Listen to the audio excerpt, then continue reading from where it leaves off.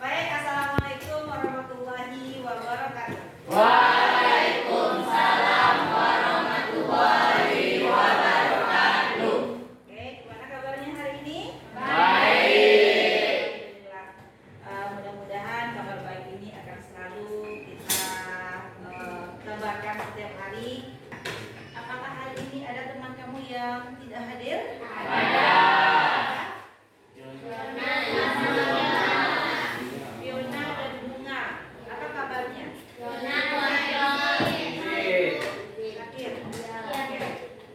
Baik, kita doakan semoga teman-teman kamu yang tidak hadir hari ini diberikan kesehatan dan bisa kembali hadir ke sekolah untuk kembali bersama kita. Amin. Baik, ketua kelas Adit, tolong pimpin doanya terlebih dahulu sebelum kita belajar, Adit. Siap, Dot. Baiklah, sebelum memulai pembelajaran, marilah kita berdoa. Doa mulai. Doa selesai. Baik, anak-anak sekalian, hari ini kita bertemu lagi dalam pembelajaran coding.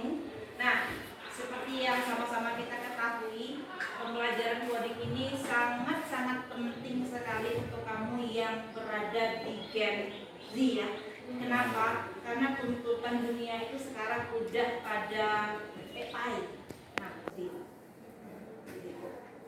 Baik, kalau kemarin kita udah belajar tentang hakikat coding itu seperti apa, hari ini kita masuk ke pembahasan baru tentang computational thinking. Do you know what about this? Yes. Computational thinking atau dalam bahasa Indonesianya adalah berpikir komputasional. Jadi kita berpikir dalam kehidupan sehari-hari itu adalah seperti berpikirnya komputer. Oke, dalam kehidupan sehari-hari mungkin kamu udah melaksanakan berpikir komputasional ini secara tidak sadar. Contohnya, kamu punya baju banyak di rumah ya.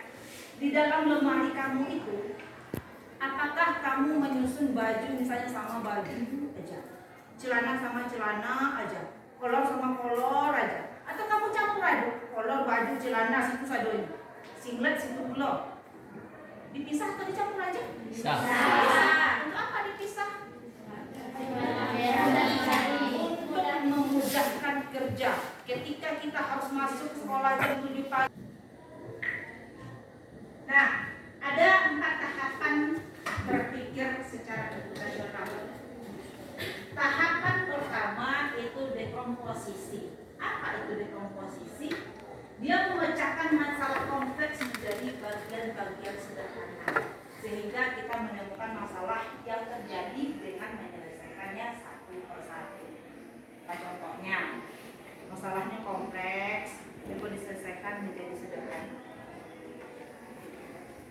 Contohnya, dalam satu kelas, kamu kan 26 nih. Nah, kalau kita amburadul aja di dalam sini, misalnya yang mengumpul tidak oke, yang membuat tugas, yang bertugas menulis nggak tahu, amburadul aja itu menyelesaikan masalah dengan cepat atau tidak? Tidak. Tapi kalau kita sekretaris si A, bendahara si B, bagian keamanan diurus oleh si C, kemudian tukang-tukang menjaga kebersihan diurus oleh si D, contohnya, itu akan menyelesaikan masalah dengan cepat di blok-blok dia, ya, diperkecil bidang-bidangnya. Nah, itu disebut dengan dekomposisi, memposisikan sesuatu sesuai dengan bidangnya. Yang kedua kedua, pengenalan pola. Nah, pengenalan pola yang tadi seperti Ibu contohkan. Di dalam lemari, baju sama baju. Kemudian celana sama celana aja. Celana dalam juga sama celana dalam aja. Nah, itu juga disebut dengan pengenalan pola. Yang ketiga, abstraksi. Melihat permasalahan, melakukan generalisasi, dan melakukan identifikasi informasi. Nah, dengan cara ini kita dapat melihat informasi penting dan mengabaikan informasi yang kurang relevan. Hanya banyak masalah. Nah, kita pilah-pilah dulu mana kira-kira permasalahan yang penting untuk kita selesaikan. Dan yang terakhir adalah algoritma atau penghitungan pengembangan sistem. Nah, hari ini kamu akan Ibu tugaskan, silakan nanti duduk berkelompok. Nah, masing-masing kelompok kamu nanti akan Ibu kasihkan berupa LKPD. Silakan kamu kerjakan secara berkelompok. Nanti akan kita presentasikan ke depan. Siap?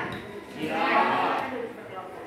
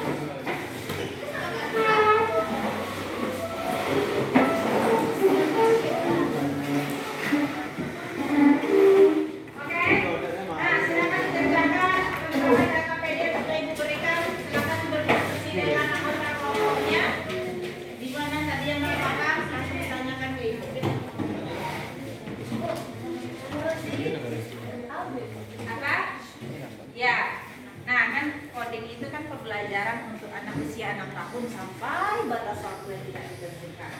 Nah, kalau anak belajar coding, boleh coding di pasar.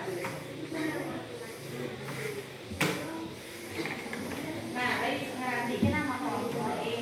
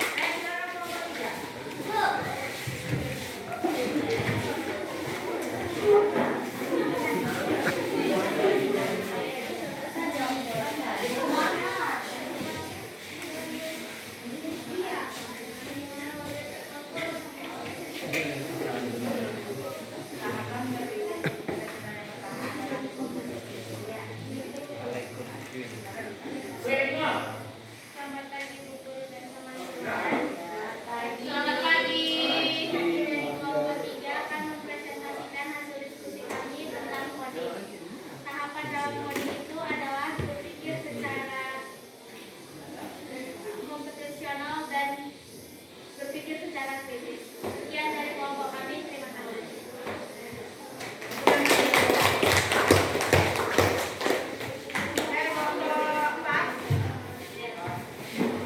Empat. Kami, lebih kami.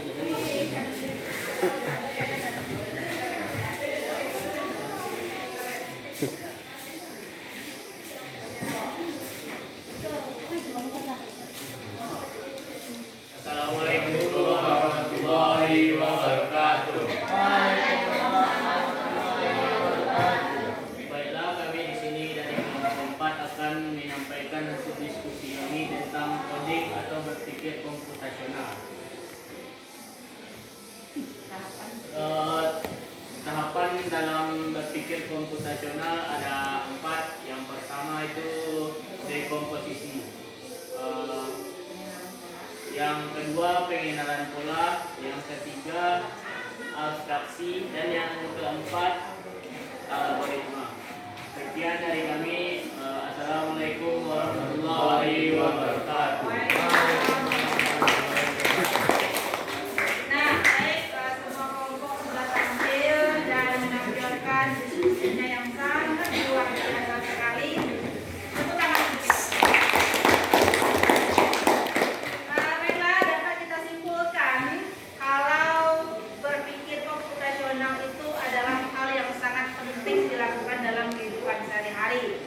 Jadi berapa tahapan tadi berpikir komputasional? 4. Yang pertama, Dekomposisi. yang kedua, Pengenalan pola. yang ketiga, Abstraksi.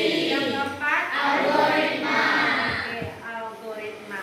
Nah, untuk tugas, silakan buka link, udah ibu kirimkan ke grupnya.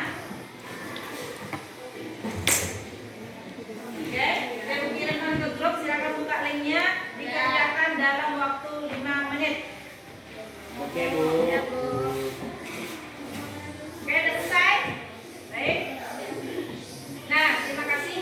Dari tes ini nanti akan Ibu bandingkan apakah kamu paham dengan apa yang sudah Ibu terangkan hari ini atau perlu diulang lagi di minggu depan. Oke, untuk tugas di rumah silakan kerjakan di buku halaman 52 nomor 1 sampai nomor 10. Kerjakan di buku latihannya minggu depan. Ada pertanyaan?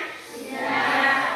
Oke, kira-kira pada hari ini gimana perasaannya setelah belajar coding? Senang? Atau tidak mood?